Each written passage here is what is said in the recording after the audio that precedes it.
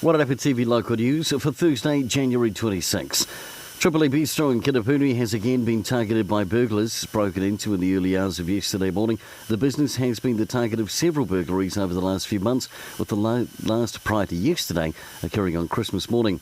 Anyone with information is asked to contact Masterton Police or anonymously through Crime Stoppers. New Zealand is under the spotlight as a world-class wine producer over the next 2 weeks, with an influx of international media and wine trade arriving to attend a series of events that will showcase the country's diverse regions and wine styles. New Zealand wine growers are hosting over 90 international wine experts from around 20 countries at several events across New Zealand, including the Aromatics Symposium in Nelson and Pinot Noir New Zealand 2017 in Wellington.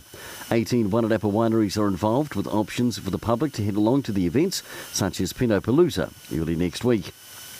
A free stop smoking service has been set up to help lower North Island communities to quit smoking, and it is now up and running. Te Kiri Mai Te Ata is a collective of 7 health, education, justice and social service providers in the Wellington region. The contract by the Ministry of Health is to deliver a smoke-free service for the Wellington, Hunt Valley, Kapiti, Porirua and Wairarapa regions, with manager Catherine Manning saying the service provides a more intensive, personalised and effective smoke-free support, working with whānau, and is available to anyone wanting to quit smoking, offering a face-to-face and service and 24-hour phone support.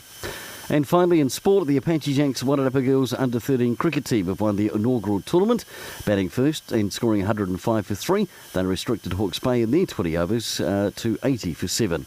And congratulations to them. For local news and sport for Wairarapa TV, I'm Brent Gare.